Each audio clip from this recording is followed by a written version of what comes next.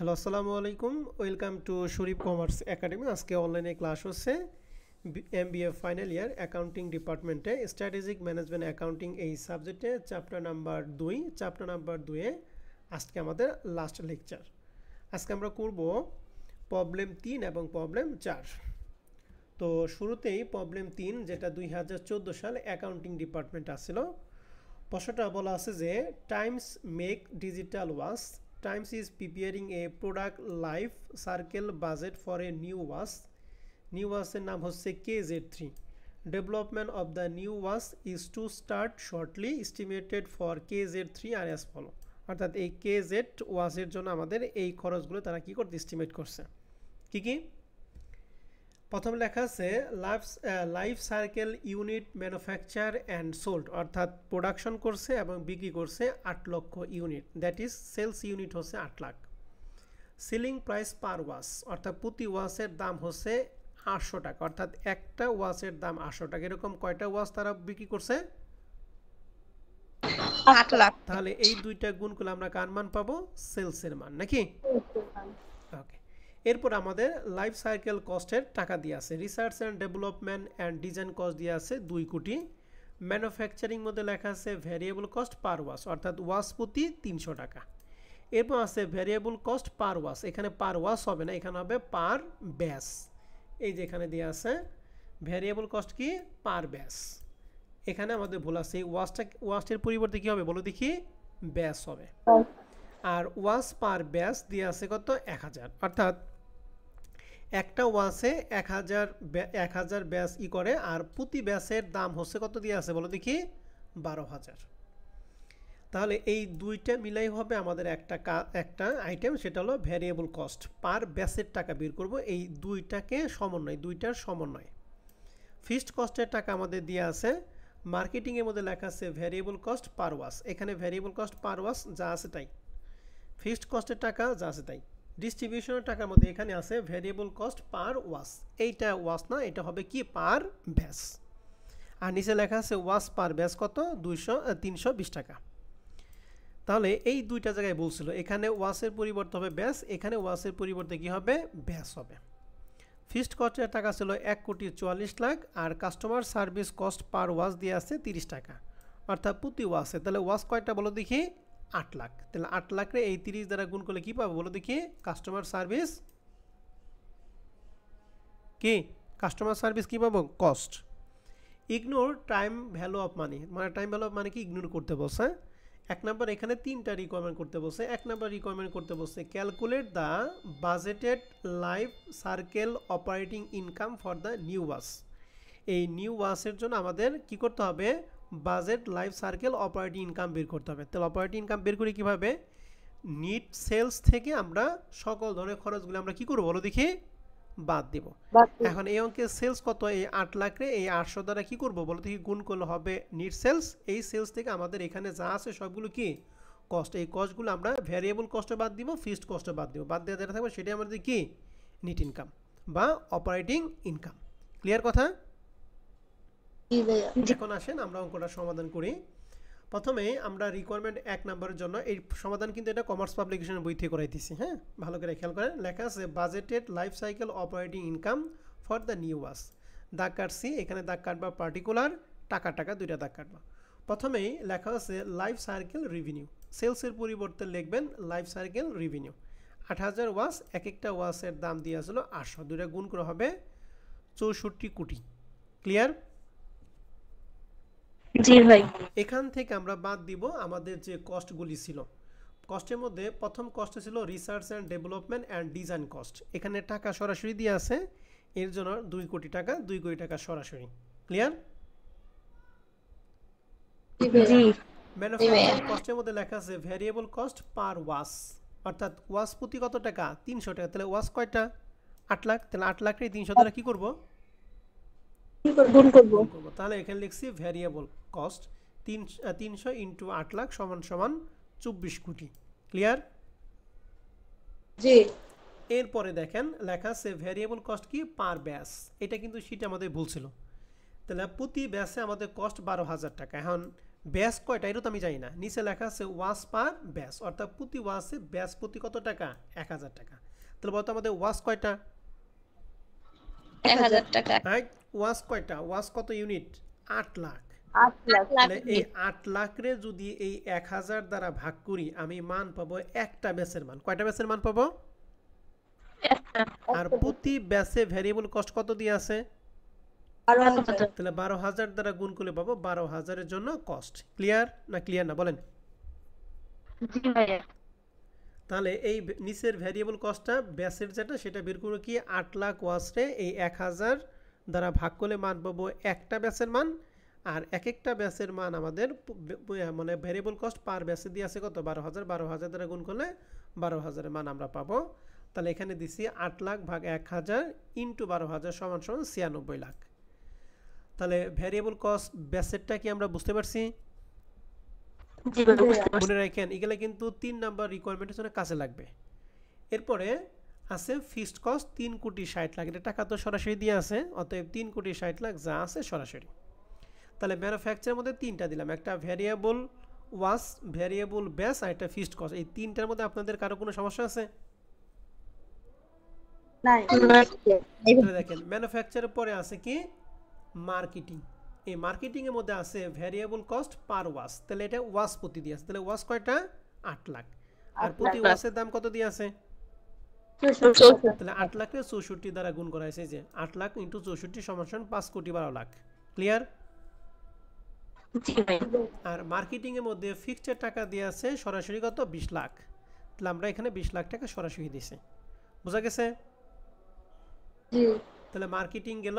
এরপর আছে ডিস্ট্রিবিউশন। ডিস্ট্রিবিউশনের মধ্যে দেখেন লেখা আছে ভ্যারিয়েবল কস্ট পার ব্যাস, ব্যাসে একটা ব্যাসে 650 টাকা, মানে ওয়াসের মধ্যে ব্যাস করে লেখা আছে ওয়াস পার ব্যাস কত টাকা, 320 টাকা। তাহলে আমি 8 লাখ রে 320 দ্বারা ভাগ করলে একটা ব্যাসের মান পাবো, তাহলে কত দ্বারা গুণ করতে হবে, 650। তাহলে আমরা দেখেন দেখো তাই করছি, 8 লাখে 320 দ্বারা ভাগ করছি, 650 দ্বারা গুণ করছি, পাইছি 16,25,000। Clear variable কস্টটা? জি ভাই। জি ভাই। আর ভ্যারিয়েবল কস্টের পরে ছিল ফিক্সড কস্টের টাকা ছিল 1,44 লাখ। তাহলে 1,44 লাখ টাকা যা ছিল হুবহুব তাই দিছি। আর সর্বশেষ ছিল customer service cost per watch. Per ওয়াচে কয় টাকা, 30 টাকা। তাহলে ওয়াচ কয়টা, 8 লাখ। 8 লাখ। তাহলে 8 লাখ ইন্টু 30 সমান সমান 2,40 লাখ। বোঝা গেছে? জি ভাই। তাহলে এখন আমাদের একবারে এই 2 কোটি থেকে শুরু করে এই সবগুলি যোগ, এই 2,40 লাখ পর্যন্ত সবগুলি যদি যোগ করি তাহলে মান পাবো 39,88,25,000। বুঝতে পারছি? তাহলে এই 39,88,25,000 টাকা হচ্ছে ব্যয়, আর আমরা এই জিনিসটা বিক্রি করছি 64 কোটি টাকা। তাহলে এই দুইটার পার্থক্যটা কি হবে, অপারেটিং ইনকাম। তাহলে অপারেটিং ইনকাম দাঁড়ালো 24,11,75,000। তাহলে budgeted life circle operating income আপনারা কি বুঝতে পারছেন কিনা, আমি একটা পেজে এনে দিতেছি। দেখেন রিকোয়ারমেন্ট 1 নাম্বার পারলেই কিন্তু আমরা 3 নাম্বার রিকোয়ারমেন্টটা ইজিতে পারবো।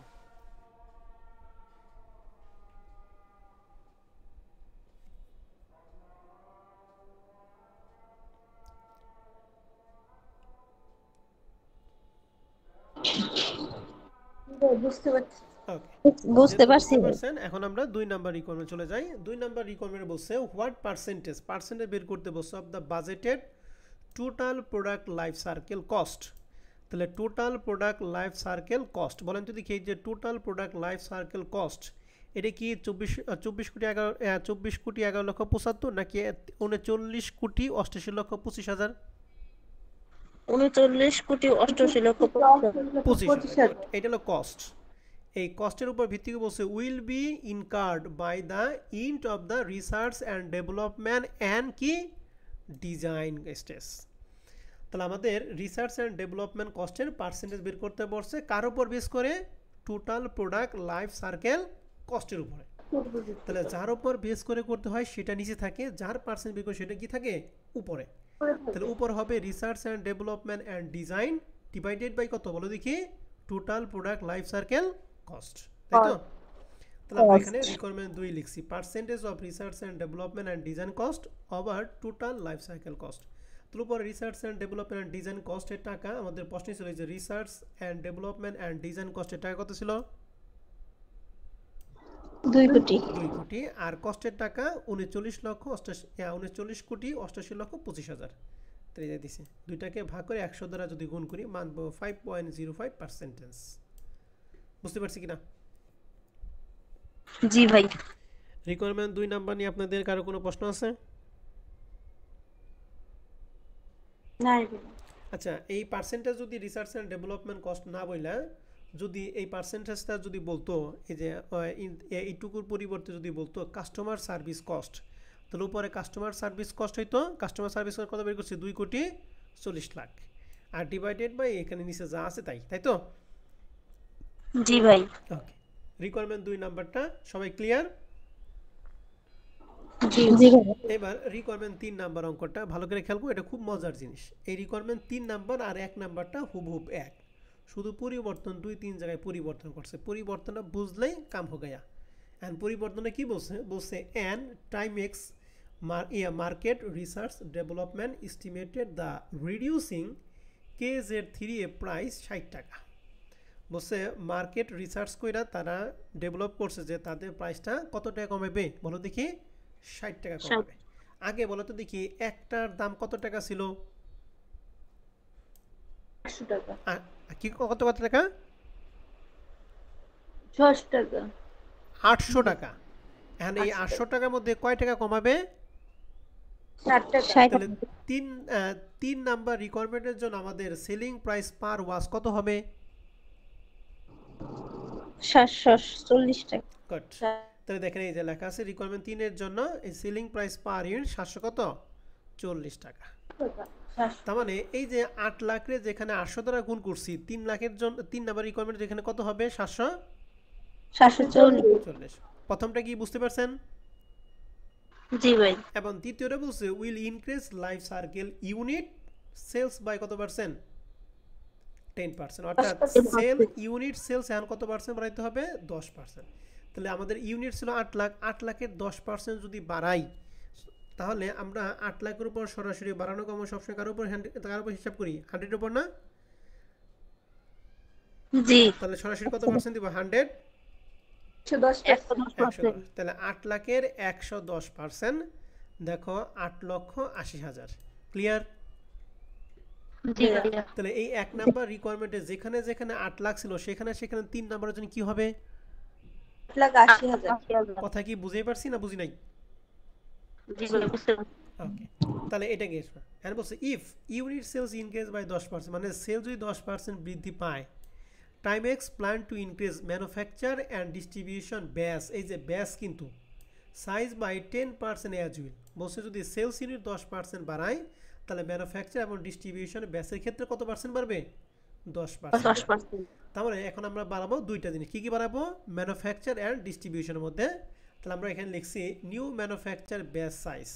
তাহলে দেখেন তো আমাদের ম্যানুফ্যাকচারের মধ্যে ব্যাস সাইজটা কত ছিল? ম্যানুফ্যাকচার কই যে ম্যানুফ্যাকচারের মধ্যে ব্যাসটা কত ছিল? এই যে ওয়াস পার ব্যাস 1000।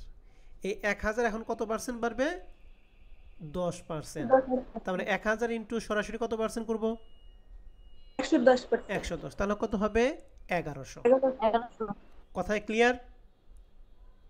জি ভাই তাহলে 3 নাম্বার রিকোয়ারমেন্ট এই 1000 পরিবর্তে কত হবে বলো দেখি? 1100। তাহলে এই যে যে আমরা ব্যাসের জন্য বের করছিলাম 8 লাখ রে 1000 দ্বারা ভাগ 12,000 দ্বারা গুণ, তাহলে এখন হবে 3 নাম্বারের জন্য 8,80,000 ভাগ কত? 1100 ইনটু কত? 12,000 12,000 তো কোনো পরিবর্তন করতে বলা নাই। ক্লিয়ার? জি ভাই দেখেন এইটাই 3 নাম্বার রিকোয়ারমেন্ট, এই যে লেখা দেখো 8,80,000 ভাগ 1100 ইনটু 12। বুঝতে পারছি না বুঝি নাই? জি ভাই বুঝতে আমি পারছি কিন্তু 3 নাম্বারটা করাবো না, হ্যাঁ আমি জাস্ট রিকোয়ারমেন্টগুলি বলে দিতেছি। কথা কি বুঝতে পারছেন আমার কথা?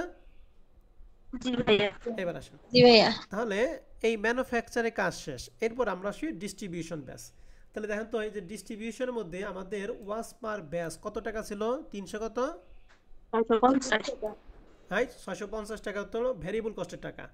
ওয়াস পার ব্যাস কত? 320 টাকা। 320 এই 320 টাকার কত পার্সেন্ট? 10% বাড়বে। তার মানে 320 এর 110%। তাহলে 320 এর দেখো 110% হবে 300 কত? 52 তাহলে আগে যেখানে 8 লাখে 320 দ্বারা গুণ 650 দ্বারা ভাগ করব, এখন সেখানে 8,80,000 দিয়ে ভাগ করব 352 ইনটু 650 ক্লিয়ার? জি ভাইয়া। তাহলে 3 নাম্বার রিকোয়ারমেন্টটা হুবহুব আবারও করতে হবে। পরিবর্তন 800 টাকার পরিবর্তে 740, 8 লাখের পরিবর্তে 8,80,000, 1000 পরিবর্তে 1100, আর 320 এর পরিবর্তে কত? 352। বুঝতে পারছেন? জি ভাইয়া। তাহলে এই পরিবর্তিত তথ্য দিয়ে নতুন করে আবার অপারেটিং ইনকাম কি বের করা পারবো না পারবো না? পারবো না বলেন? পারবো ভাইয়া। এখানে 3 নাম্বার রিকোয়ারমেন্ট যদি পরিবর্তিত তথ্য দিয়ে না পারেন তাহলে মনে করেন আপনি 1 নাম্বারটা বুঝেই নাই। ঠিক আছে? এখন আপনাকে আমাকে মেন কি বলছে? তাহলে এইগুলা যদি হয় বলছে যে should Timex reduce KZ3 price by 60 টাকা, শো ইউর ক্যালকুলেশন। তাহলে এটা ক্যালকুলেশনটা কি করতে হবে? দেখাইতে হবে। তাহলে আমরা এখানে ক্যালকুলেশনটা দেখলাম যে 22,08,55,000 টাকা হয়েছে এই তথ্যে পরিবর্তিত তথ্যের উপর ভিত্তি করে। আর আগে আমাদের হয়েছিল কত? 24,11,00,000 কত?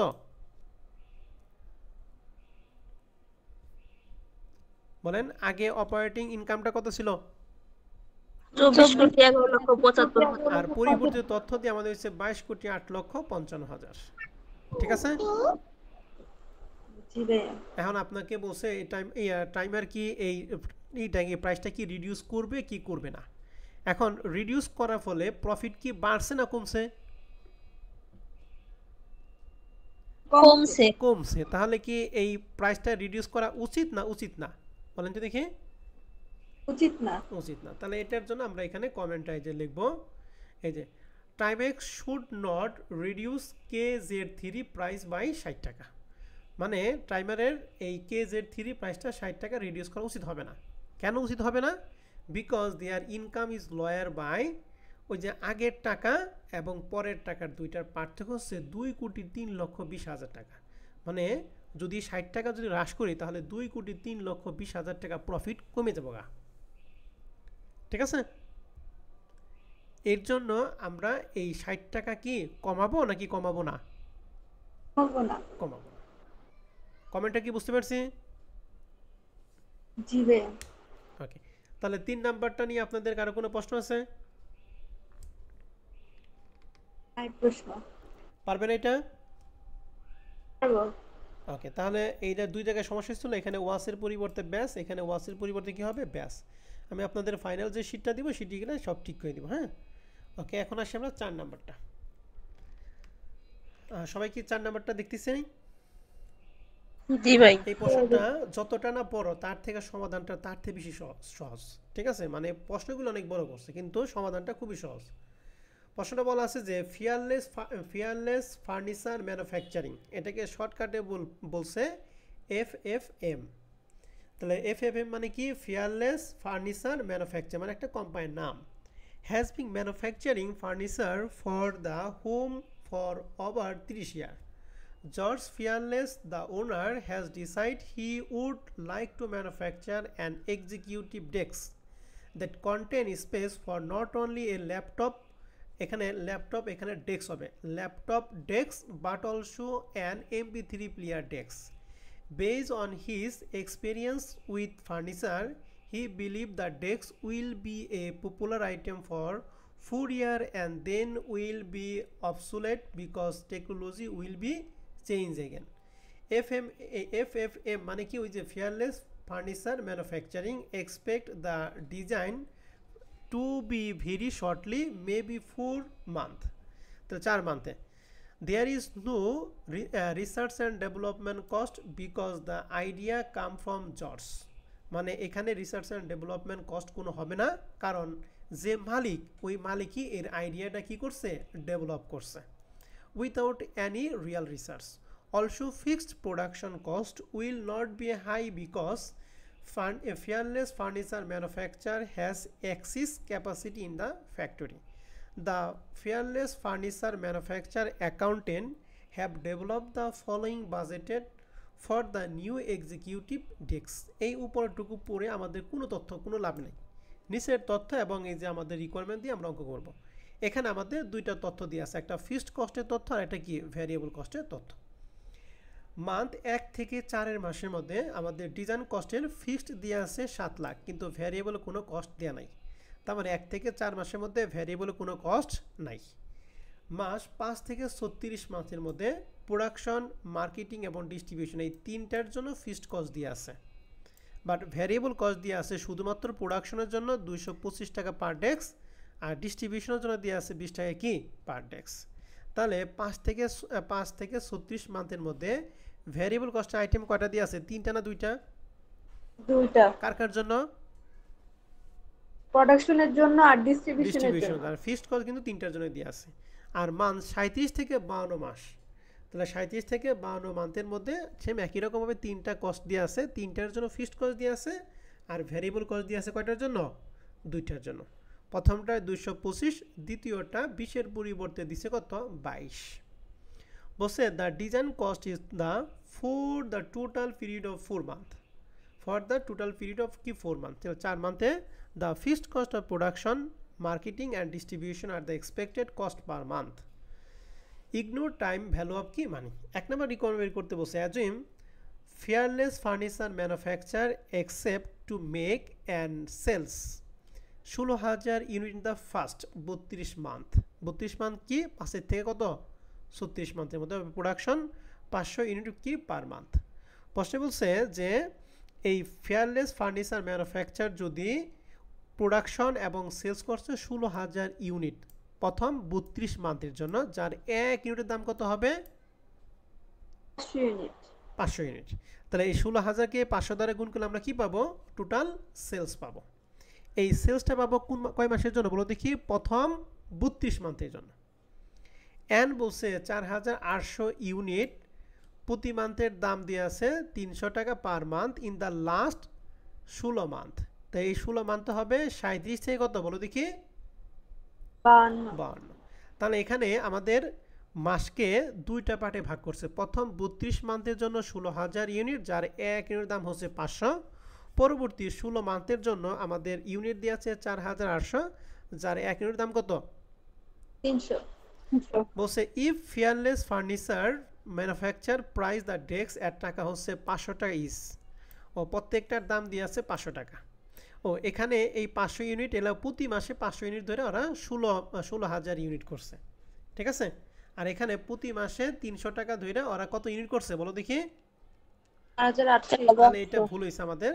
এই প্রতি মাসে 300 ইউনিট, তাহলে 16 মান্থে হয় হচ্ছে 4,800 ইউনিট। আর এখানে প্রতি মাসে 500 ইউনিট করে 32 মান্থে হবে 16,000 ইউনিট, ঠিক আছে। তাহলে প্রথম 32 মান্থের জন্য ইউনিট হচ্ছে 16,000, পরবর্তী 16 মান্থের জন্য ইউনিট কত বলো দেখি? 4,800। উভয় ক্ষেত্রে আমাদের প্রাইস কত দিয়ে আছে বলো দেখি? 500 টাকা ইচ। হ্যাঁ বলছে how much profit will fearless furniture manufacture make in total and on average per desk. বলছে যে টোটাল প্রফিট কত হবে এবং অ্যাভারেজ প্রফিট কত হবে।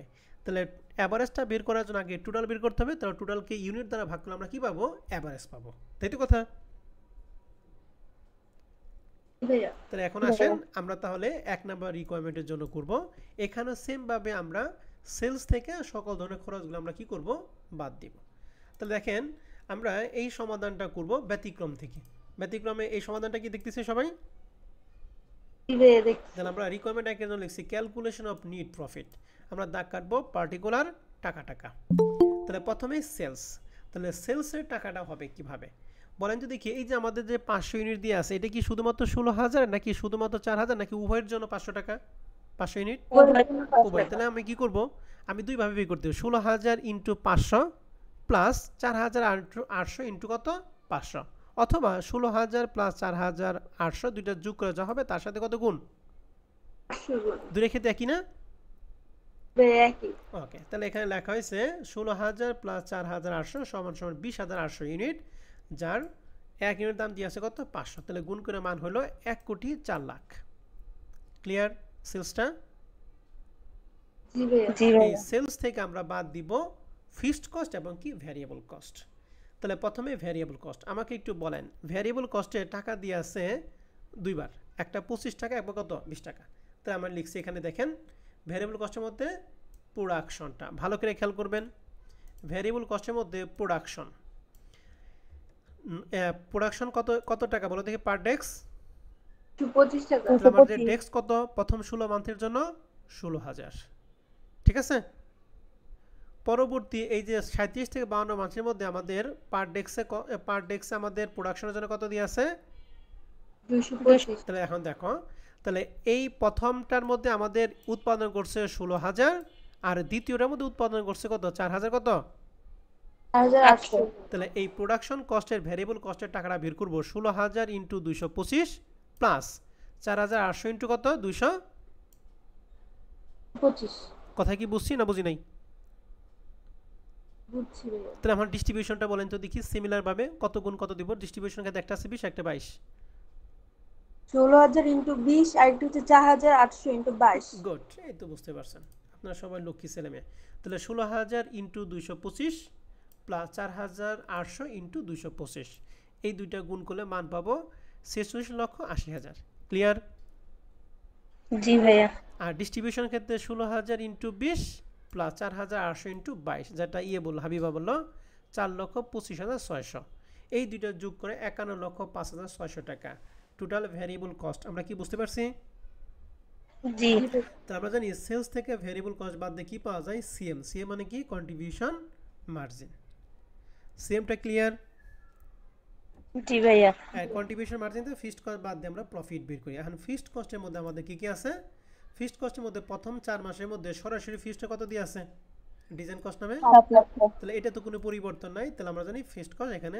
7 লাখ টাকা এরপর আসি এই প্রোডাকশন কস্টের মধ্যে আমাদের ফিক্সড কত দিয়ে আছে 9000 9000 মার্কেটিং এর মধ্যে 3000 3000 ডিস্ট্রিবিউশনের মধ্যে কত 5000 2000 তাহলে দেখেন আমরা আগে প্রোডাকশন হিসাব করি তাহলে প্রোডাকশনের মধ্যে আগে ফিক্সড দেখেন প্রথম এই যে 5 থেকে 36 মান্থের মধ্যে প্রোডাকশন কস্ট দিয়ে আছে প্রোডাকশনে কত এখানে 9000 নাকি জি ভাইয়া আর এই 37 থেকে 52 এর মধ্যে কত দিয়ে আছে 9000 9000 তাহলে দেখেন প্রোডাকশনের মধ্যে দেখেন 9000 * 32 প্লাস পরবর্তী যে 9000 এই 9000 * কত 16 ঠিক আছে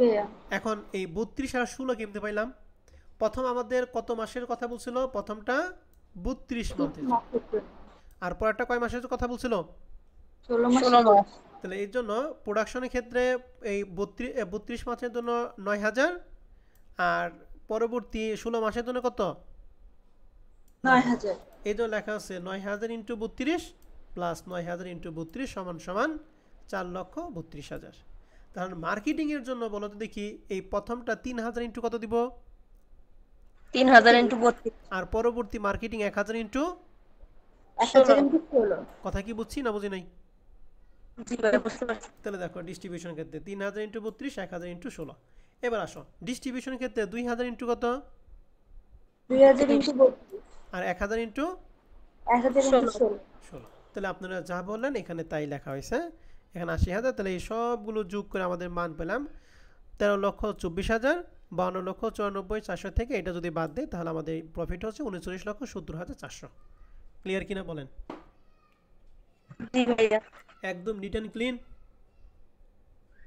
না ঝামেলা আছে জি ভাইয়া বুঝতে পারছি এন্ড এই যে প্রফিটটা পাইলাম এটা হলো 16,000 প্লাস 4,800 মোট 20,800 ইউনিটের জন্য আমাদের কিন্তু দুইটা প্রশ্ন করছিল বলছে হাউ মাচ প্রফিট এন্ড কি বলছিল বলো দেখি এভারেজ প্রফিট এন্ড এইটা হলো 20,800 তাহলে এটারে 20,800 দ্বারা যদি ভাগ করি তাহলে এভারেজের মান কত 190.88 বুঝছি জি কারো কোনো প্রশ্ন আছে নাই ভাইয়া এক নাম্বার নিয়ে আপনাদের কারো কোনো প্রশ্ন আছে কিনা বলেন ভাইয়া এক নাম্বারটা যদি বোঝা থাকেন তাহলে দুই নাম্বারটা আপনি নিজে নিজেই পারবেন জাস্ট আমাকে একটু বলে দিতে হবে এই তো এক নাম্বার নিয়ে আপনাদের কোনো প্রশ্ন আছে কিনা বলেন দেখে নেন এক নাম্বারে কোনো প্রশ্ন আছে কিনা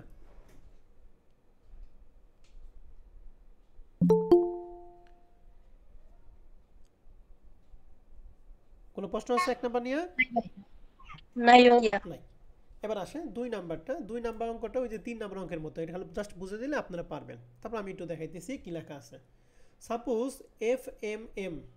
fearless furniture manufacturer is wrong about the demand for these executive desks after the first 36 month in stop making them all together। মানে প্রথম 36 মাস একবার সবকিছু কি করে বন্ধ করে রাখছিল। ইট সেলস 16,000 ডেস্ক ফর 400 টাকা ইচ। মানে 16,000 ডেস্ক তারা বিক্রি করছে, প্রতিদিনের দাম কত? 400 with the cost discard for month 5 থেকে কত 36, দেন ইনকার্ড নো অ্যাডিশনাল কস্ট নর জেনারেট অ্যাডিশনাল রেভিনিউ। বলছে যে 5 থেকে 36 মাসের মধ্যে কোনো অতিরিক্ত কোনো খরচও হয় নাই, কোনো অতিরিক্ত কোনো আয়ও হয় নাই। বলছে wheel this have being a profitability venture of fearless furniture manufacture. তাহলে ফেয়ারলেস ম্যানুফ্যাকচারের জন্য এটা কি লাভজনক হবে কিনা। তাহলে এখন 1 নাম্বার এবং 2 নাম্বার রিকোয়ারমেন্টের জন্য পরিবর্তন হচ্ছে। 1 নাম্বার রিকোয়ারমেন্টের 16,000 প্লাস 4,800, মোট কত ইউনিট ছিল? 20,000। বাট রিকোয়ারমেন্ট 2 এর জন্য মাত্র কত হাজার বলো দেখি? 16,000। এখানে আমাদের 20,800 জন্য পার ইউনিট মার্ক ছিল কত টাকা? 500 টাকা। বাট এখানে কত? 400 টাকা। তাহলে দেখেন রিকোয়ারমেন্ট এর জন্য 16,000 × 400 সমান 64 লাখ। এখান থেকে বাদ দিছি কি ভেরিয়েবল কস্ট নাকি। এন্ড ভেরিয়েবল কস্টটা আগের ক্ষেত্রে আমাদের দুইটা ছিল, একটা 16,000 একটা 4,800, এই জন্য আমরা আলাদা আলাদা বের করছিলাম না। আর এখন কি দুইটা না একটা? কত হাজার ইউনিট? 16,000। তাহলে দেখেন প্রোডাকশন কস্ট 16,000 × 225, ডিস্ট্রিবিউশন ক্ষেত্রে 16,000 × কত 20। এই পরের পার্টও কিন্তু হয় নাই, বুঝতে পারছি কথা? জি ভাইয়া। এই বুঝতে পারছেন? জি ভাইয়া। তাহলে এই দুটো যোগ করে 39,20,000, এই দুটো বিয়োগফল কন্ট্রিবিউশন মার্জিন 24,80,000। ফিক্সড কস্ট আগের মতো, ডিজাইন কস্টটা যা আছে তাই। প্রোডাকশন কস্টের মধ্যে দেখেন আমাদের এই পরের টুকু কিন্তু অতিরিক্তটা, ঠিক আছে না? জি ভাইয়া। তাহলে এখন এই প্রথম টুকু আমরা দিয়ে দিব এখান থেকে 9,000 × 32, 3,000 × 32 আর 2,000 × কত 32, ঠিক আছে? তাহলে আমাদের এখানে এই টাকা হবে, এই সবগুলো যোগ করে 11,48,000 আর এই দুইটার বিয়োগফল 13,32,200।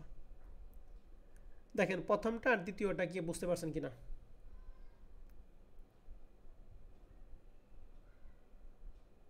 বত্রিশে গুণ করলাম কেন? কারণ আমাদের এখানে তো কি বলে প্রথম কি এই 16,000 ইউনিটটা আমাদের কত মাসের জন্য ছিল? 36 মাস। মানে এই যে এখানে আমাদের 36 মাসের জন্য, দ্বিতীয়টা আমাদের এই যে আমাদের এখানে যে 4,800 জন ছিল, এটা কত মাসের কথা বলছিল? 16 মাস। এর জন্য আমরা 32-এর সাথে কত আনছিলাম? 16 আনছিলাম। কারণ আমাদের তো সেকেন্ড স্টেপ আর নাই, এর জন্য এই 16-র পার্টগুলো আনার কোনো প্রয়োজন নাই, ঠিক আছে? মানে অতিরিক্ত যে পার্টটা সেটা আমাদের এই অঙ্কের মধ্যে নাই, এর জন্য অতিরিক্ত পার্ট আমরা এখান থেকে আনি নাই, ফিক্সড কস্টের মধ্যে আনি নাই, ফিক্সড কস্টের মধ্যে আনি নাই, ঠিক আছে? জি ভাইয়া। তাহলে এখন দেখো আগে প্রফিট ছিল 29,70,400 আর এখন প্রফিট হচ্ছে 13,32,000।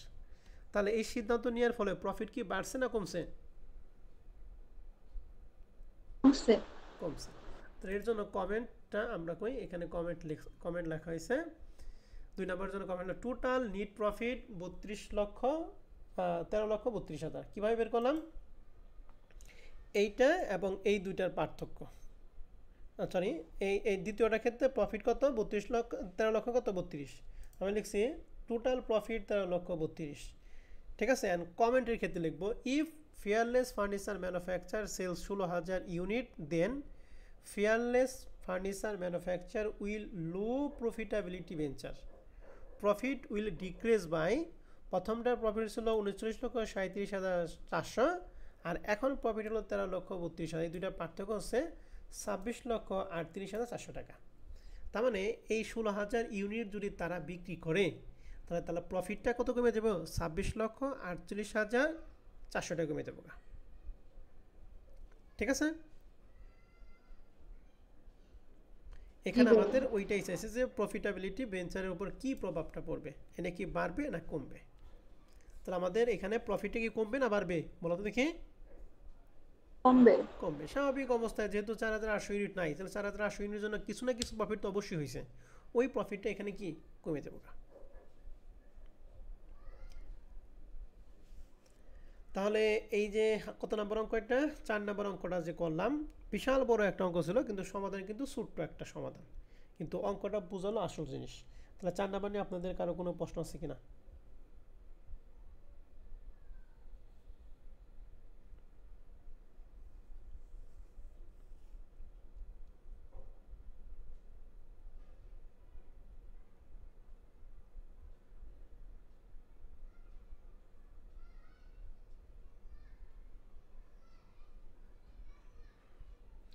ওকে, যেহেতু কথা নাই তার মানে প্রশ্ন নাই, তাহলে আমাদের আজকে ক্লাস আমাদের এই পর্যন্তই থাকবে। তাহলে 2 নাম্বার চ্যাপ্টার আমরা শেষ হলো, এর পরবর্তী আমরা অন্য চ্যাপ্টার, নতুন চ্যাপ্টার শুরু করব। হ্যাঁ, ওকে, তাহলে ক্লাস এই পর্যন্ত থাকবে।